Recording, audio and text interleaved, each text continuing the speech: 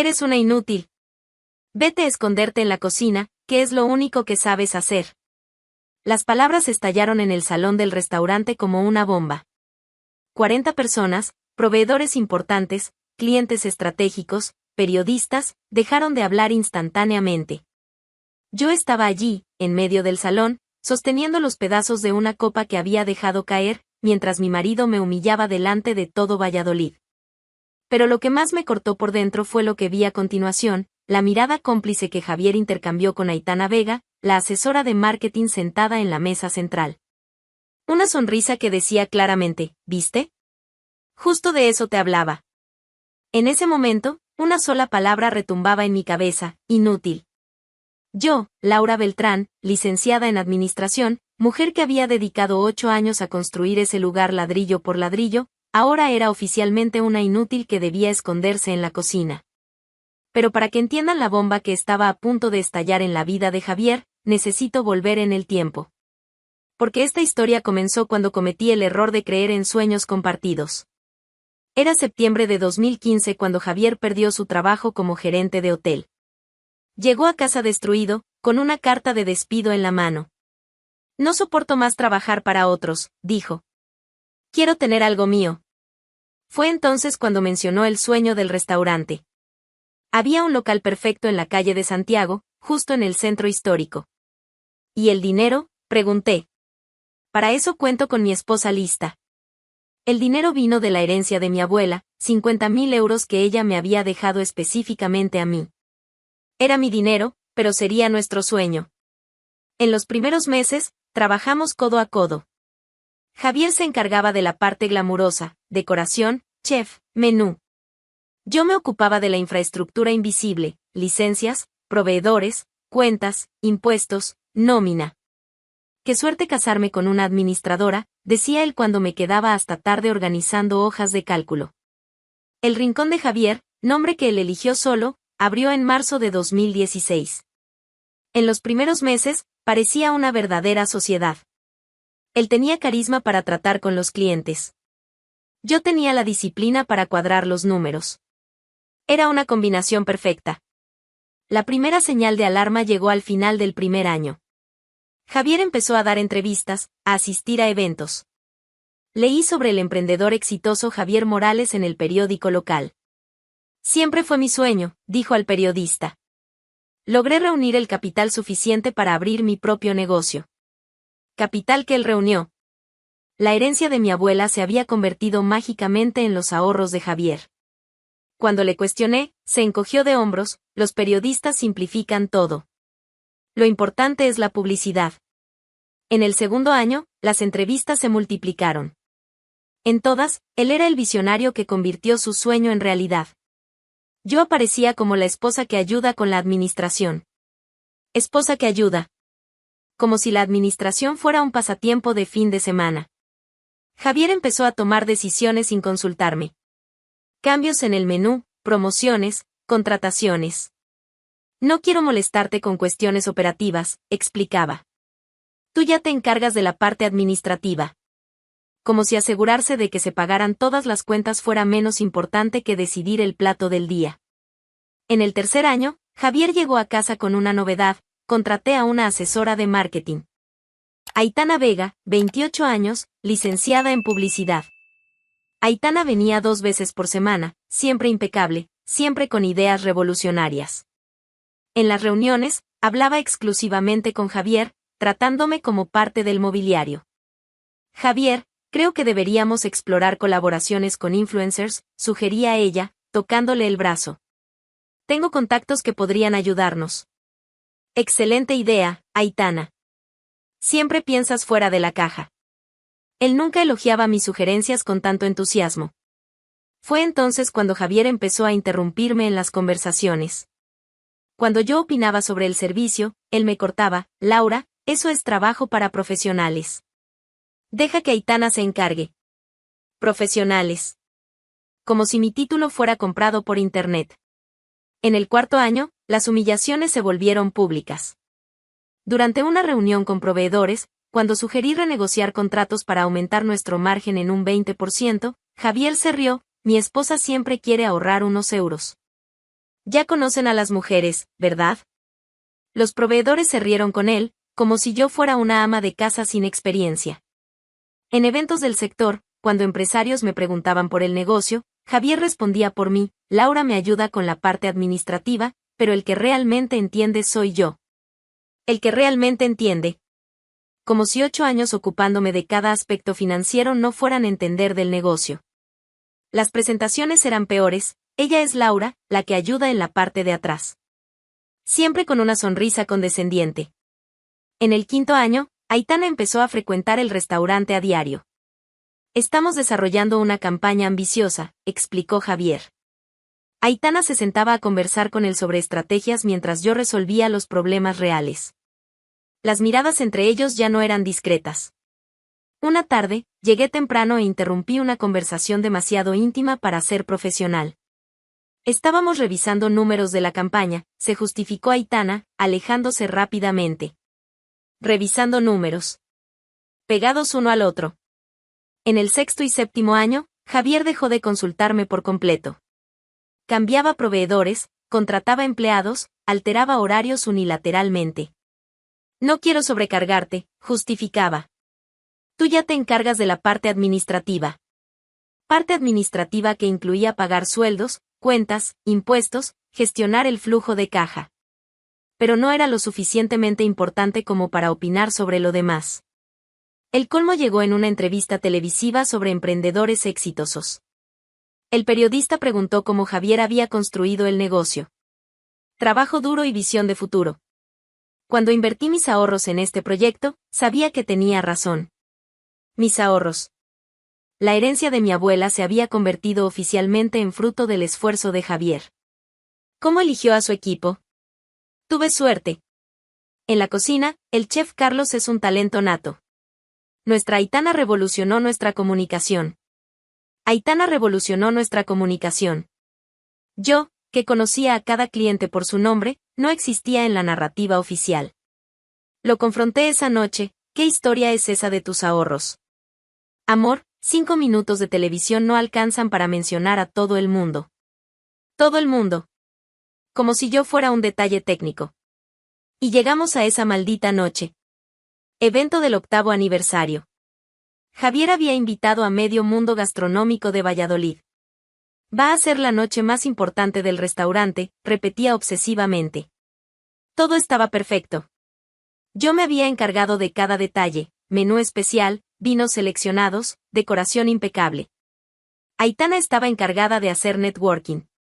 El restaurante lleno, ambiente festivo, invitados impresionados.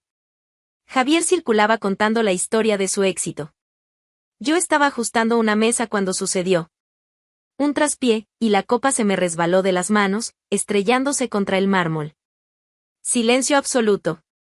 40 personas mirándome. Me agaché rápidamente, mortificada, recogiendo los pedazos. Fue entonces cuando Javier gritó: eres una inútil, vete a esconderte en la cocina, que es lo único que sabes hacer. Y esa mirada cómplice con Aitana. Me levanté despacio e hice algo que sorprendió a todos: sonreí. Me quité el delantal, lo doblé cuidadosamente y lo coloqué sobre la mesa. Miré a Javier, que ahora parecía nervioso, y dije con voz tranquila: tienes razón, Javier. Ya es hora de que me vaya. Y me fui. No a la cocina. A la calle. Para empezar a planear como un hombre que construyó un imperio a costa de una inútil iba a descubrir el verdadero significado de esa palabra. Lo primero que hice al llegar a casa fue tomar una ducha caliente y llorar. Lloré por los 8 años perdidos, por la humillación pública, por haber sido tan ingenua. Pero sobre todo lloré de rabia. Una rabia fría, calculadora, que iba mucho más allá del dolor. Cuando salí de la ducha, mi celular tenía 12 llamadas perdidas de Javier. Ignoré todas. A la mañana siguiente, viernes, me desperté a las 6 como siempre. Hábito de 8 años administrando un restaurante. Pero esta vez, en lugar de revisar entregas, tomé una taza de café y me senté con una misión clara: descubrir exactamente qué era mío en ese negocio. Primera parada, la oficina del contador. Ricardo Mendoza llevaba nuestras cuentas desde el principio. Siempre trató conmigo porque Javier no tenía paciencia para detalles burocráticos. Buenos días, Ricardo. Necesito ver todos los papeles de la empresa desde el inicio. Buenos días, Laura, ¿algún problema? Digamos que quiero saber cuál es exactamente mi situación. Ricardo me miró por encima de las gafas. 20 años de profesión enseñan a leer entre líneas. ¿Voy a buscar todo media hora? Mientras esperaba, llamé a mi prima Sofía, abogada. Le expliqué la situación de forma resumida. Laura, ¿tienes los comprobantes de que el dinero inicial fue tuyo? Tengo todo. Transferencias, recibos de la herencia de la abuela. Perfecto. Te veo allí en una hora. Ricardo volvió con una carpeta gruesa. Empecé a hojear los documentos con el corazón acelerado. Y entonces lo vi. En la primera página del contrato, Laura Beltrán 50%. Javier Morales 50%. 50%. Yo era dueña de la mitad de ese lugar desde el primer día. Ricardo, mi voz salió más tranquila de lo que esperaba. Según esto, ¿soy dueña de la mitad de la empresa? Claro. Siempre lo fuiste. El dinero inicial fue todo tuyo, así que entraste como socia. Luego igualamos al 50-50 cuando Javier aportó la experiencia. Socia. El hombre que me llamó inútil frente a 40 personas había olvidado que yo era dueña de la mitad de su imperio. Sofía llegó y analizó todo con ojo clínico. Laura, esto vale oro. Tienes derecho a la mitad de todo. Y más, como socia, puedes exigir que él demuestre en qué gastó cada centavo. ¿Cómo así? Puedes obligarlo a mostrar todos los gastos de los últimos años. ¿Y si descubres que estuvo sacando dinero para uso personal? Puedo paralizar todo hasta que lo explique bien, completó Ricardo. Sofía sonrió. Exacto. Pasamos las siguientes horas revisando cada papel. La situación era mejor de lo que imaginaba. Como dueña de la mitad, yo podía exigir explicaciones por cada gasto. Ver todos los contratos que firmó sin mí. Participar en todas las decisiones importantes. Y, si encontraba irregularidades, paralizar todo hasta que él las aclarara. Vamos a empezar investigando los gastos, dijo Sofía. Ricardo, ¿puedes revisar todo?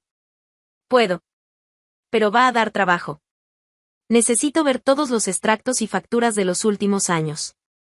Hazlo. Laura, Sofía me miró seriamente. ¿Estás segura? Esto se va a volver una guerra. Sofía, ayer ese hombre me humilló delante de medio Valladolid. Quiero que sepa exactamente quién es la inútil aquí. El lunes, a las 9 de la mañana, Sofía entregó los papeles oficiales exigiendo explicaciones. Ricardo había trabajado todo el fin de semana y encontrado algunas sorpresas interesantes. Transferencias abultadas a la cuenta personal de Javier sin justificación. Contratos firmados solo por él, sin avisarme. Pagos elevados a una empresa cuyo nombre de propietaria era Carmen. Pagos a Carmen. ¡Qué coincidencia! A las 10 de la mañana, sonó el teléfono. Javier. Laura, ¿qué mierda es esta? Ricardo dijo que bloqueaste las cuentas. Buenos días para ti también, querido. No te burles. Tengo cuentas que pagar hoy. Javier, como dueña de la mitad de la empresa, quiero saber en qué gastaste nuestro dinero. ¿Dueña? ¿Qué dueña? Tú me ayudas con la administración. Me ayudas con la administración. Interesante. Porque los papeles que firmaste dicen que soy propietaria del 50%. Silencio del otro lado. Eso, no puede ser verdad. Está en el contrato, Javier. Tu firma, mi dinero, mitad y mitad. ¿Lo olvidaste? Laura, para con esta locura. Ven aquí a arreglar esto. No necesito ir. La abogada se encarga de todo ahora. ¿Abogada? ¿Qué abogada? La que está investigando el dinero que sacaste para tu cuenta personal. Y los pagos a la empresa de Carmen. Otro silencio, más largo. Laura, ¿podemos hablar? Podemos. A través de Sofía. Y colgué. El martes, la investigación reveló lo que sospechábamos. En los últimos 2 años, Javier había retirado casi 30.000 euros en gastos que nadie sabía justificar. La empresa de Carmen había recibido 40.000 euros sin contratos ni explicaciones. Sofía preparó los documentos, iba a exigir que la justicia paralizara todo hasta que Javier explicara cada centavo. El miércoles, entregamos los papeles al tribunal. El jueves, llegó la respuesta. Un juez había decidido. Todas las cuentas bloqueadas de inmediato. Restaurante cerrado hasta que las cuentas sean aclaradas. Prohibición de mover cualquier dinero sin autorización. El viernes, a las 11 de la mañana, 2 oficiales llegaron a la puerta de El Rincón de Javier con una orden de cierre. Yo estaba en una cafetería al otro lado de la calle, tomando un cortado y viendo el espectáculo. Vi a Javier salir desesperado a hablar con los oficiales. Lo vi gesticular como loco, intentando argumentar. Vi el momento exacto en que entendió que no era una broma. Carmen salió corriendo de la cocina, claramente en pánico. Los dos hablaron rápidamente, ella tomó su bolso y salió corriendo por la puerta trasera. Rata abandonando el barco. A las 11:30, pegaron un cartel en la puerta, cerrado por orden judicial. Mi celular sonó en ese momento. Laura. ¿Qué mierda hiciste?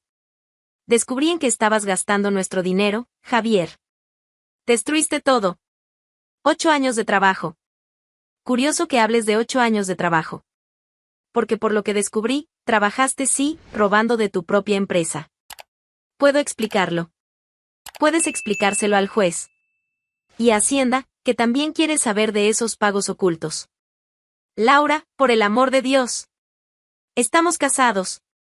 No puedes hacerme esto. Interesante. Ayer me trataste como a una empleada incompetente. ¿Hoy te acuerdas que estamos casados? Javier cambió el tono, tratando de apelar. Por favor, resolvámoslo en casa. Cometí errores, pero podemos hablar. Javier, me llamaste inútil delante de 40 personas. Me dijiste que me escondiera en la cocina. ¿Recuerdas? Estaba nervioso.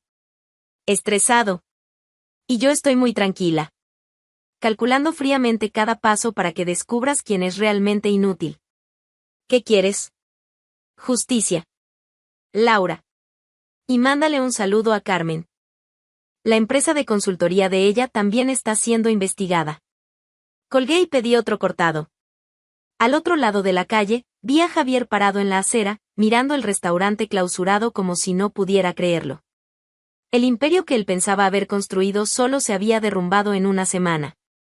Tomé el celular y llamé a Sofía. ¿Próximo paso? Ahora viene la mejor parte. Vamos a abrir otro restaurante. ¿Cómo? Laura, eres dueña de la mitad de una marca que construiste tú sola. ¿Por qué dejarla en manos de alguien que no supo valorarla? Sonreí por primera vez en días. Sofía, creo que vamos a divertirnos. La semana siguiente, el rincón de Javier seguiría cerrado.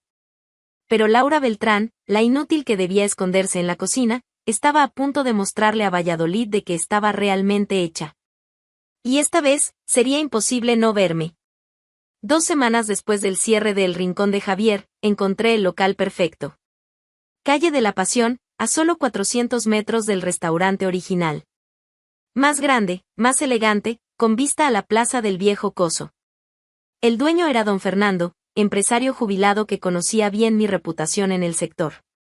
Señora Laura, siempre supe que era usted quien hacía funcionar ese lugar, dijo al firmar el contrato de alquiler. Será un placer tenerla como inquilina. Sofía había estructurado todo legalmente. Nueva empresa, nueva razón social, pero con un detalle genial, el rincón original Laura Beltrán fundadora. El nombre dejaba claro quién era la verdadera creadora del concepto. El segundo lunes después del cierre, a las 9 de la mañana, mi celular comenzó a sonar. Carlos, el chef.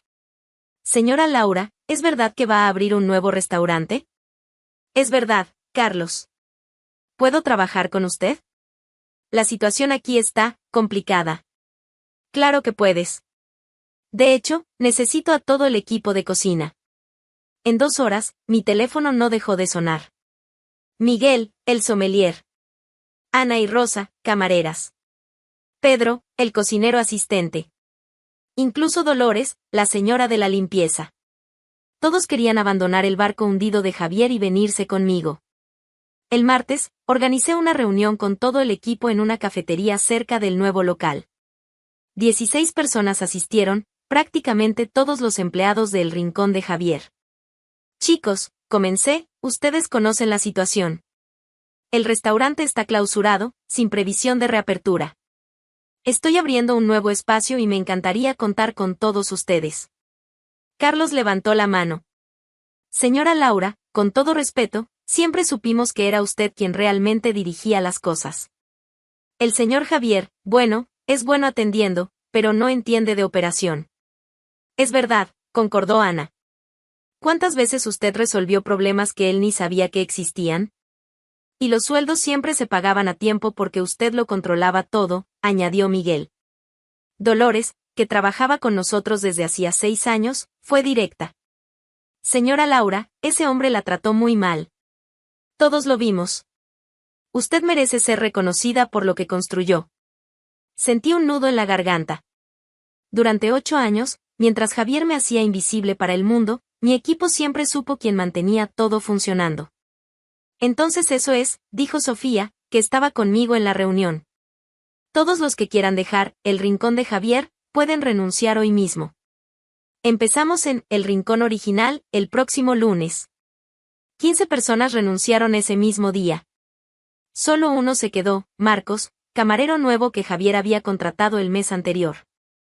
El miércoles, mientras supervisaba la reforma relámpago del nuevo local, recibí una llamada furiosa de Javier. Laura. ¿Qué hiciste con mi equipo? ¿Tu equipo? Interesante. Pensé que eran empleados de una empresa de la cual soy socia. Robaste a mis empleados. Javier, un empleado no es una propiedad. Renunciaron y decidieron trabajar conmigo. Perfectamente legal. Esto es competencia desleal. Competencia desleal sería usar información privilegiada obtenida de forma ilícita. Yo solo usé 8 años de mi propia experiencia. Me estás destruyendo. ¿Yo? Javier, tú mismo te destruiste cuando desviaste dinero de la empresa. Y cuando me llamaste inútil delante de 40 personas. Laura, por favor, para. Ni siquiera puedo reabrir el restaurante. Sin equipo, sin dinero liberado. Debe ser terrible sentirse inútil, ¿no? Silencio del otro lado. Así es exactamente como me sentí durante años. Especialmente esa noche. Laura. La diferencia es que yo realmente no era inútil. Tú vas a descubrir si lo eres. El jueves, la noticia ya se había esparcido por todo Valladolid. Esocia abre restaurante rival tras escándalo financiero. A los periódicos locales les encantó la historia. Laura Beltrán, verdadera fundadora del concepto, El Rincón, anuncia la apertura de un nuevo establecimiento tras descubrir irregularidades en la gestión del Esocio, publicó el Diario de Valladolid. El viernes, mientras probábamos los equipos de cocina, Aitana apareció en el nuevo restaurante. Se veía diferente, menos arreglada, más nerviosa. Laura, ¿podemos hablar? Claro, Aitana. ¿Qué desea? Yo, quería explicarme. Lo que pasó entre Javier y yo. Aitana, francamente no me interesa tu vida personal. Pero me interesa mucho la empresa de consultoría que recibió 40.000 euros en pagos sospechosos. Ella palideció. Fueron servicios legítimos. 40.000 euros en servicios de marketing para un restaurante de 40 plazas. Aitana, soy administradora. Sé cuánto cuesta el marketing de verdad. Laura, puedo devolver el dinero. No hace falta que me lo devuelvas. Devuélvelo a la justicia. Ellos decidirán qué hacer. Aitana se fue sin decir nada más. Supe después que había cerrado la empresa y se había mudado a Madrid.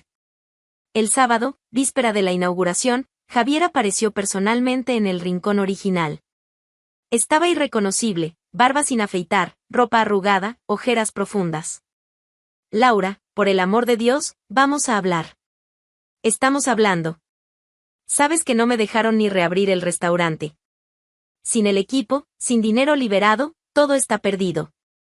Debe de ser difícil administrar un negocio cuando no sabes administrar, ¿no? Laura, reconozco mis errores. Perdóname. Javier, ¿tú me perdonaste cuando me llamaste inútil? Fue un momento de nerviosismo. ¿8 años de nerviosismo? Porque me faltaste al respeto durante 8 años. Él miró alrededor del nuevo restaurante, más bonito, más elegante, mejor planificado que el original. ¿Hiciste todo esto en 2 semanas? Yo sé administrar, Javier. Siempre lo supe. Tú nunca lo reconociste.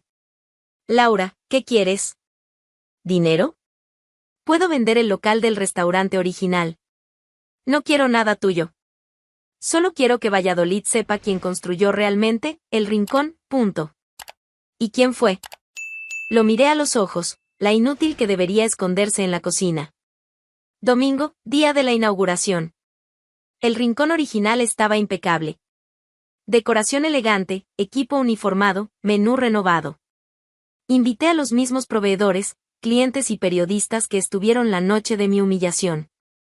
A las 8 de la noche, el restaurante estaba lleno. 40 personas, las mismas 40 que me vieron ser llamada inútil 2 semanas antes. Carlos había preparado un menú especial. Miguel seleccionó vinos perfectos. Ana y Rosa atendían con simpatía genuina. Todo funcionaba como una orquesta afinada. Durante la cena, circulé entre las mesas recibiendo felicitaciones. Siempre supimos que eras tú quien marcaba la diferencia, decían los proveedores. Qué bueno verte finalmente reconocida, comentaban los clientes. A las 10 de la noche pedí atención para un brindis. Amigos, gracias por estar aquí en la inauguración de El Rincón original, punto. Aplausos. Muchos de ustedes han acompañado mi trayectoria en los últimos 8 años. Me vieron trabajar tras bambalinas, siempre discreta, siempre en los fondos. Algunos incluso me vieron ser llamada inútil hace exactamente 2 semanas, en esta misma fecha. Risas incómodas en el salón. Hoy quisiera presentar oficialmente, Laura Beltrán, fundadora original del concepto, El Rincón, administradora responsable de 8 años de éxito financiero y CEO de esta nueva empresa. Aplausos más cálidos. Levanté mi copa de vino y miré directamente a las personas que presenciaron mi humillación. Gracias a los que siempre me trataron como una inútil. Hoy saben exactamente lo que perdieron. El salón estalló en aplausos. Varias personas se levantaron. Vi lágrimas en los ojos de Carlos, Ana y Rosa. El lunes, los periódicos titularon, Laura Beltrán inaugura, El Rincón original, con casa llena y gran éxito. El Rincón de Javier seguía clausurado, sin equipo, sin dinero, sin perspectiva de reapertura. Javier había intentado vender el local, pero ¿quién compraría un restaurante con problemas judiciales? 3 meses después, El Rincón original estaba consolidado como el mejor restaurante de la calle de la Pasión. Lista de espera para cenar, críticas excelentes, ganancias crecientes mes a mes. Yo finalmente firmaba los contratos, daba las entrevistas, era llamada la exitosa emprendedora Laura Beltrán. Mi nombre, mi historia, mi reconocimiento. Una tarde, Carlos trajo una noticia. Señora Laura, supe que el señor Javier está trabajando como camarero en un restaurante en Salamanca. ¿Camarero? Sí. Parece que no consiguió reconstruir nada aquí. Sentí una punzada, no de lástima, sino de justicia poética. El hombre que me hizo invisible durante 8 años ahora no era más que un camarero anónimo en una ciudad lejana. Aquella noche brindé sola en mi restaurante vacío después del cierre. No por maldad, sino por victoria.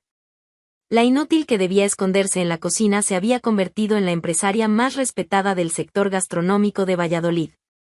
Y lo mejor de todo, esta vez, era realmente mi éxito.